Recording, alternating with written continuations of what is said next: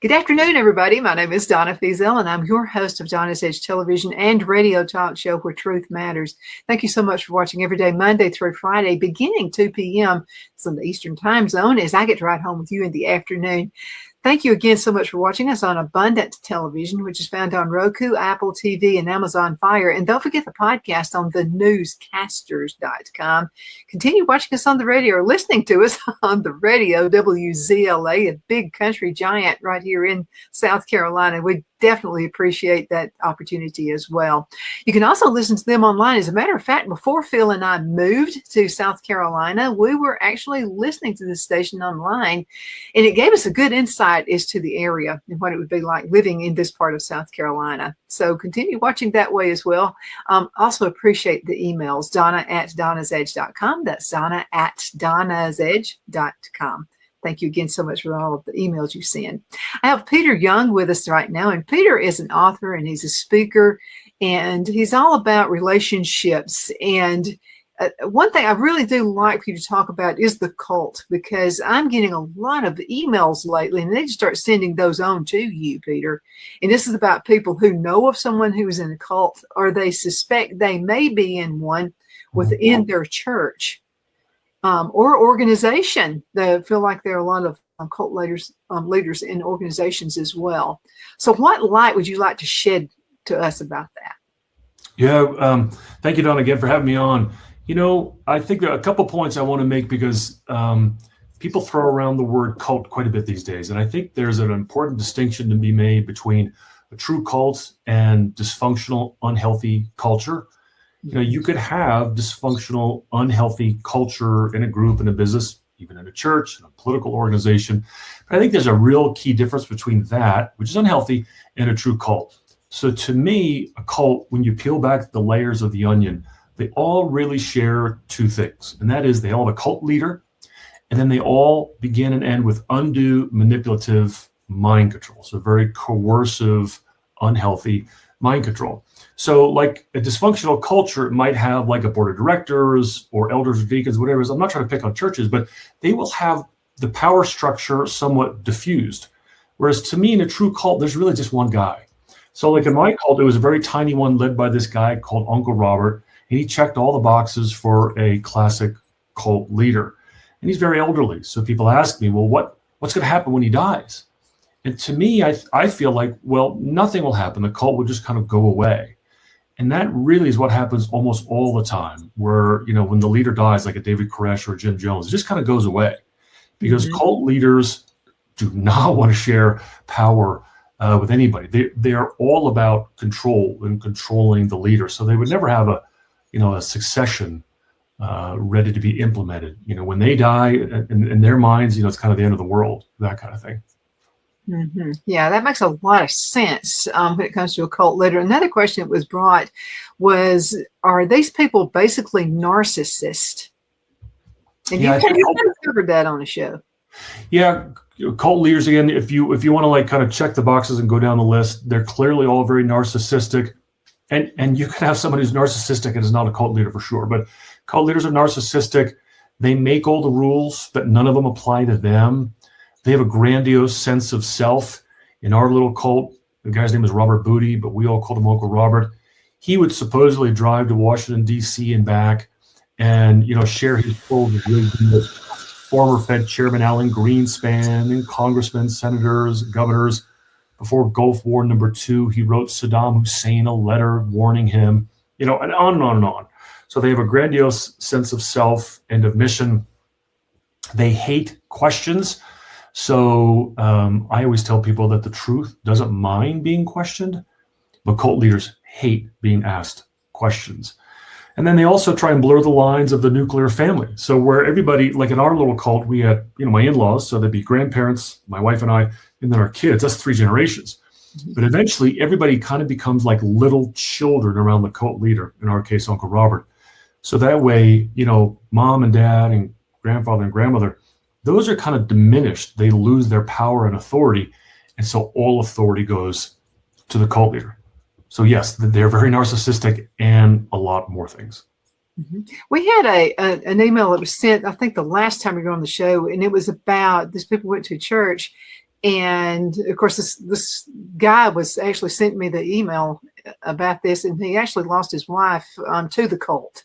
Mm-hmm. She wanted a divorce, everything. But when he started questioning her and she started getting defensive, is she talked him into going to this church one Sunday. And so he goes to the church. And so the guy wanted to be referred to as her mother and father. Oh, wow. Yeah. He said, that was my first, is this guy a cult leader? Yeah. That's kind of a classic indication. Again, we saw that in our little cult. I've read a number of books now on cults after having come out of my experience. And the cult leader will often try and, again, have the role of like the father, like, people will call him the father. My in-laws called Uncle Robert Dad. And the reason they would do that is because they felt like he had led them to the Lord.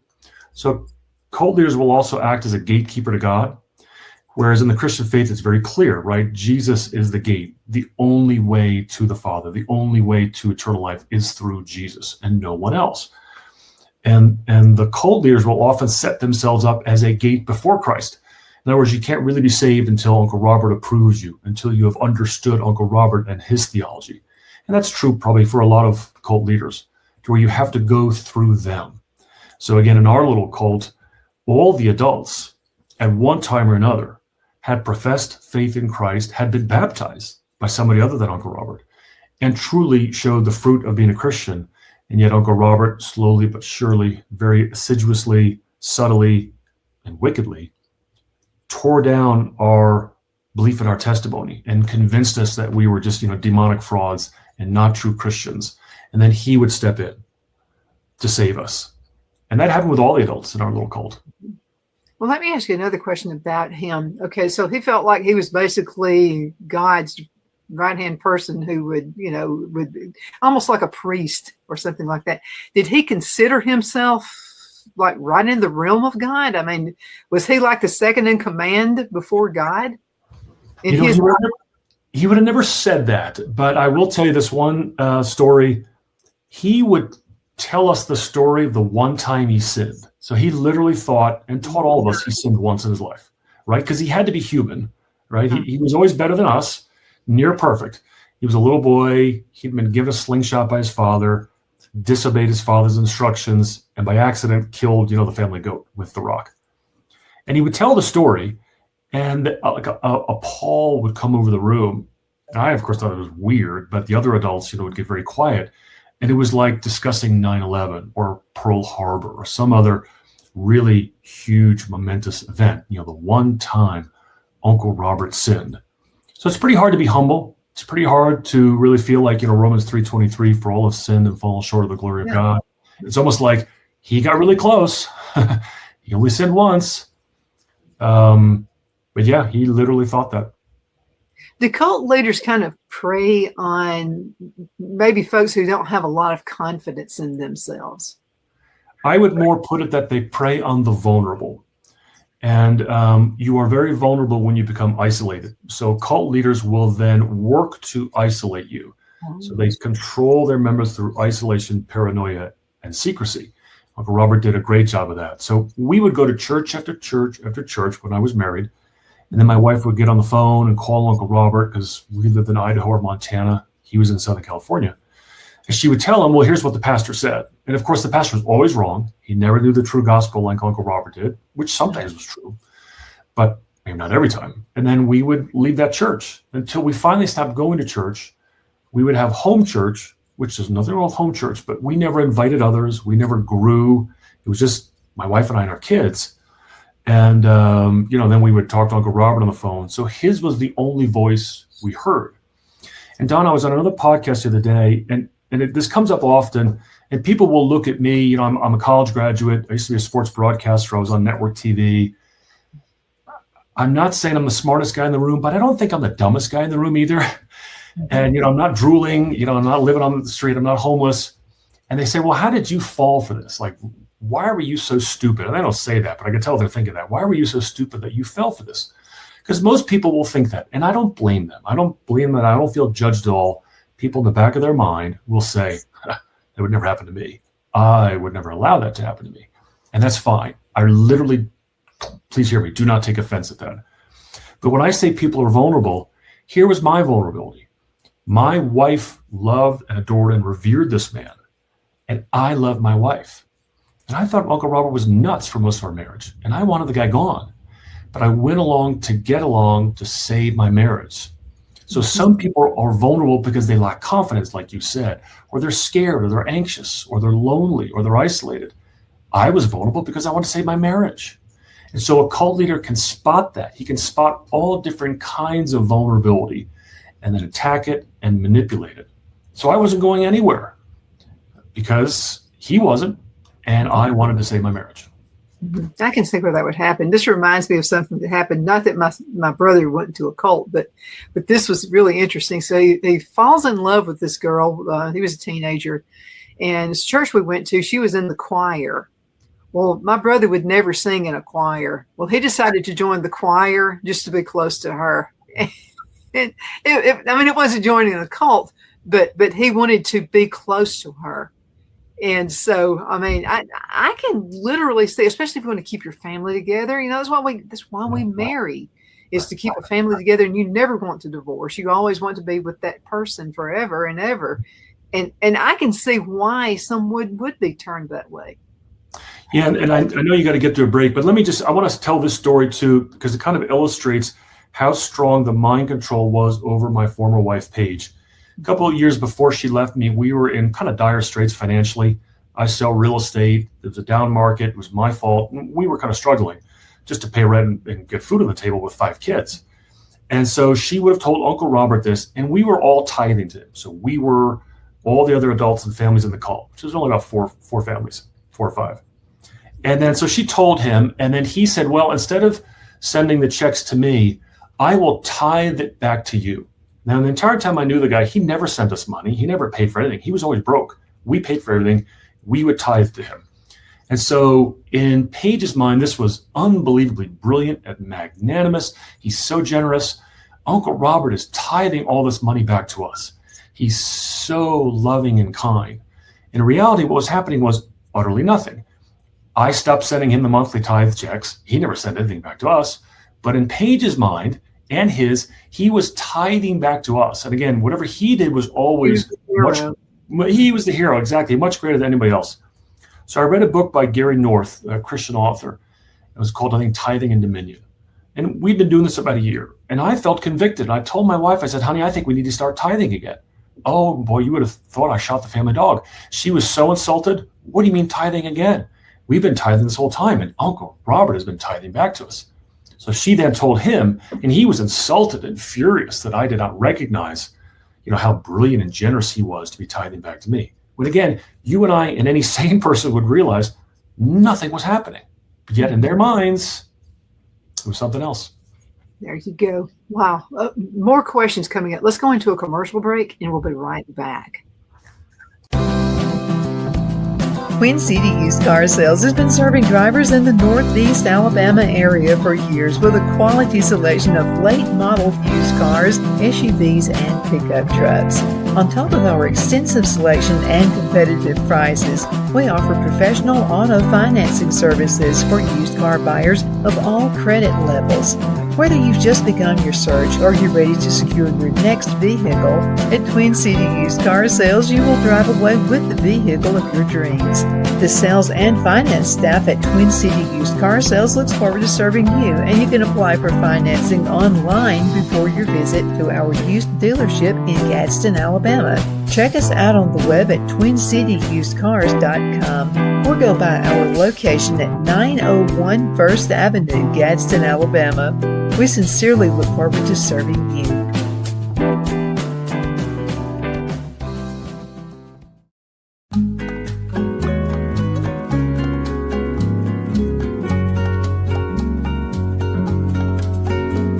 At Lamone's Mexican Restaurant, located in Henniger, Alabama, and voted Best Mexican Restaurant of DeKalb County, Alabama 2020, we're here to serve you with authentic Mexican cuisine. Order easily online by going to lamonsmex.com or call 256-657-3999 to place your order.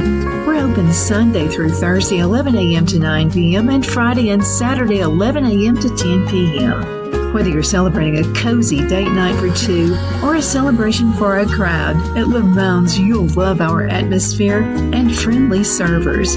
Thank you for dining with Lamone's Mexican Restaurant.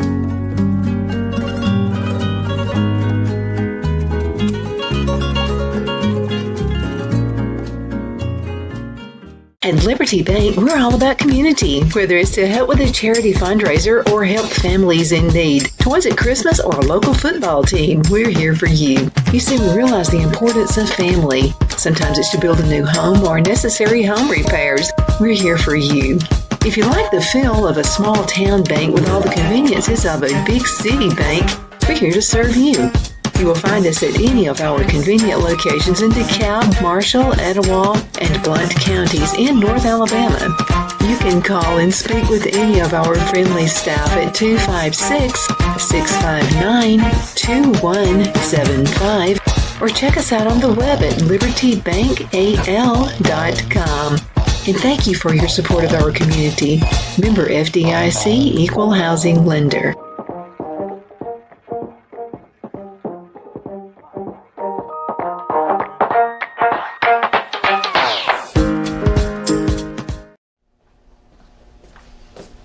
Are you ready? We all wonder what tomorrow will bring, but the future lays itself at the feet of the prepared and surrenders to the will of the persistent. It's not easy, but today shapes you so you can shape tomorrow. With Northeast Alabama Community College, when the future asks if you're ready, you can answer. Yes. Begin your future at Northeast Alabama Community College. Donna's Designs offers a line of handmade memorial, wedding, and keepsake jewelry that launched back in 1970. I'm a self-trained jewelry designer, and I will work closely with you to create unique designs you can love and treasure for years to come. Whether that be flowers that were used in a funeral arrangement or stones you found on the beach at a memorable trip, call me at 256-659-4319, and let's think of the possibilities. Okay, we are back. My name is Donna, and I am your host of Donna's Edge television and radio talk show. Again, thank you so much for watching. Appreciate every single viewer, and continue sending email. I'm loving the emails we're receiving. I'm sure Peter is as well. Donna at donnasedge.com, Donna at donnasedge.com. Yeah, the emails are flowing in. So I have another email, and this is from one of our listeners, and she said she feels her daughter has fallen into a cult leader with her professor at college. Is that possible? You know, I don't know. It's interesting because, again, like I talked about earlier, the difference between, let's say, a cult and really dysfunctional culture. And I don't really know if there is consensus on what actually is a cult versus, let's say, something else, an inappropriate relationship. I think some cult experts nowadays are saying you could literally have a cult of two. I don't know if I would go that far, you know, a cult leader and someone who's being subjugated by someone else. What I always tell people is you know, kind of twofold. You never know you are in a cult. You only know you were in one. So the person that you are concerned for, if they are truly in a cult or headed down that road, don't know it. So it's up to the loved one, the friend or the family, to see it and then to intervene. And again, just be present, ask a lot of questions.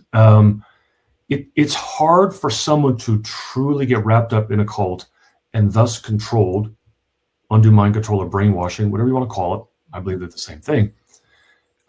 When they are, let's say, on a campus or in a church or surrounded by a lot of other people. It's when you truly become isolated. That's when you become very vulnerable. Now, again, for many years, I was in a cult and I was on network TV, right? I'm out in the public eye. We had friends in our community. We didn't live in like some little commune and close the gate behind us. We might have done that mentally and emotionally.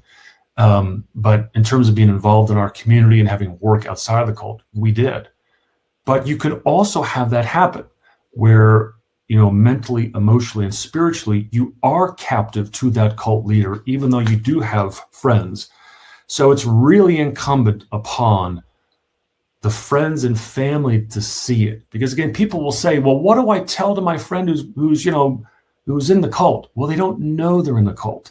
You do. So then it's really up to you. My advice and my suggestions are to you to help that person to reach out and ask the good questions. Because I could share all this with this person that might be, let's say, going into the cult on the college campus. And she'll think I'm nuts. She'll think I'm overreacting or whatever. She won't see it. It's the loved ones who have to see it and then have to take action. Mm-hmm. If you see something, I know sometimes we just, and I've done this almost my entire life. I will see something, a behavior of someone or one of my friends or whatever, and I'm thinking something is wrong there. And it's almost like a house has to fall on me before I will say something, because I don't want to appear, and nobody wants to be thought of as, oh, I saw that the wrong way. No one wants that afterthought. But how can you speak up when you see it's really happening? It's literally happening to my friend. Yeah, and that is a great question. And boy, I tell you, it's certainly a fine line, because I will share this kind of anecdote to explain it. On the one hand, Christ was, he got out the whips, right? He turned over the tables of the temple. He wasn't pulling any punches. Now, that was for him, not us. But also the disciples, they were calling out false teachers, right? In Acts, as they spread the gospel, they were very bold with the truth. And if we have the truth, we should be bold. But you have to do it in love, because, the anecdote that I want to share is that, my former wife, she was very bold, and she would at times, share Uncle Robert's theology or his way of thinking with others. And she was a very impressive woman. She's very tall. She's over 6 foot tall. She's good looking, well-spoken, a couple master's degrees. But she had a way about her that, kind of sharing her truth was like a punch to the nose. There was very little diplomacy, very little reading of the room, very little tact. So that over the years, she literally lost every female friend she ever had. She wasn't able to retain those friends. And again, through my research, I didn't know this, but I realized that that's kind of a common trait for people in cults, because it's an all or nothing ideology. And the all is Uncle Robert, and the nothing is, well, if you don't listen to me right away, I'm done with you. So she would lose all of those friendships, and thus really her ability to help other people. I mean, we claim to be Christian in the cult. She probably still believes that she's a Christian.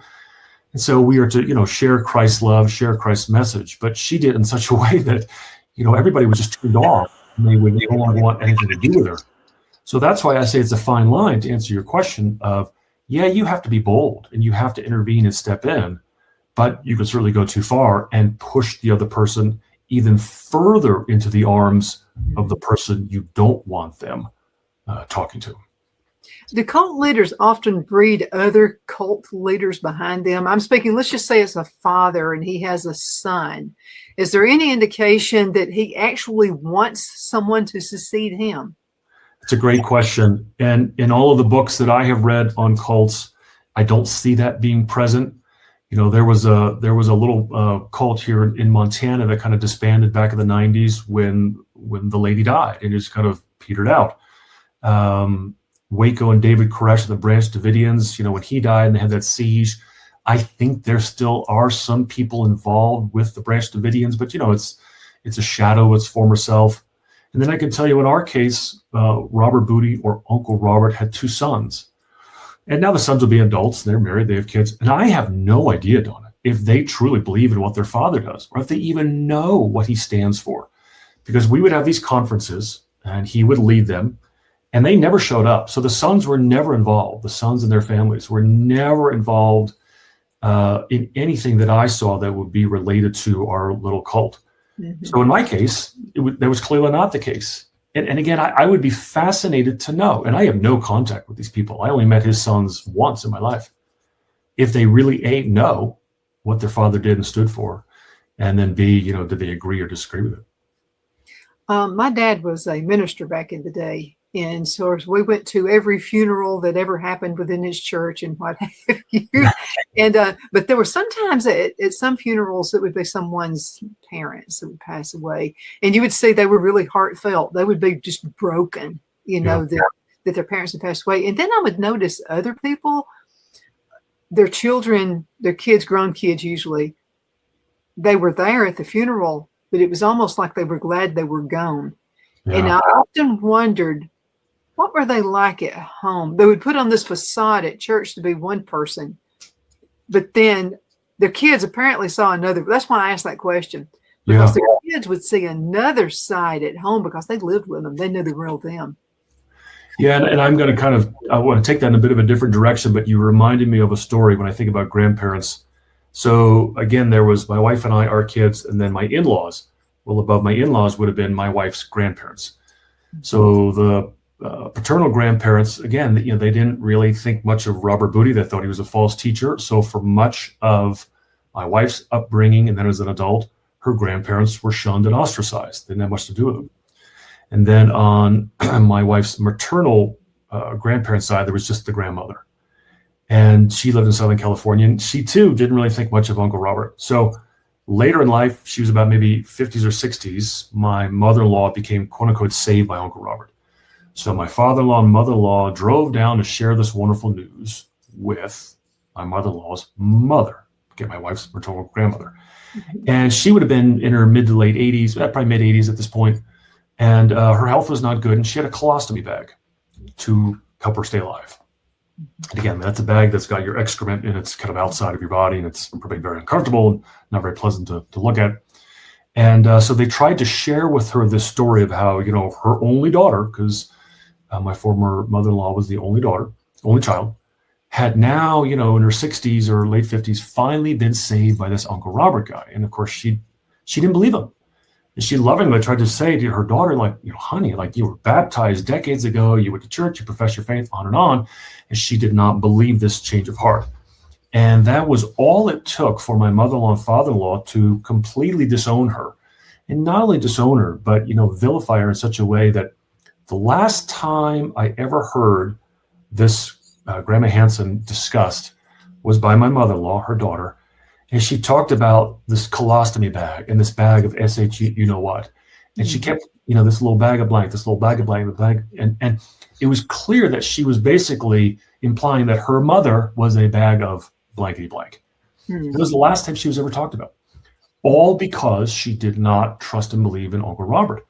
So then she died a few years later, and the daughter didn't go to the funeral, didn't send flowers, didn't even know what had happened. I mean, she probably found out, I don't know, months or years later, and didn't care. And so that shows you how, again, for people who are really brainwashed and steeped in the cult, biological family doesn't mean anything.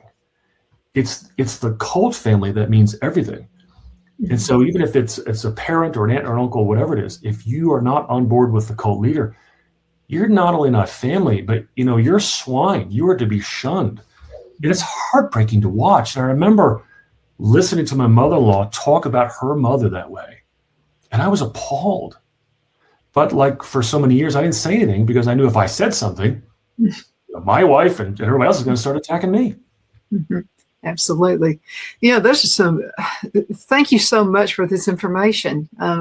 Because I don't know if it's happening more so, or it's just that we're in social media now, so we hear more things. But anyway, we're going to have to call it a day. Peter, thank you so much for being with me today. It was a fast 30 minutes. But you're going to be with us again in another segment. But again, thank you so much. And thank you guys so much. Oh, by the way, how can folks find out more about your information, and how can they find your books? Yeah, you bet. Thank you. So my book, the memoir that I discuss my journey in and out of the cult, is called Stop the Tall Man, Save the Tiger. You can find it on Amazon, Barnes & Noble, Kobo, other online retailers. And you can also go to my website to learn more about me, and my mission to share this story, use my story as a cautionary tale. My website is authorpeteryoung.com. And then you can also reach out to me directly. There you go. Thank you again so much for being with us. And thank you guys so much for watching. Continue sending email. I'm sure Peter appreciates that as well. See you next time, guys.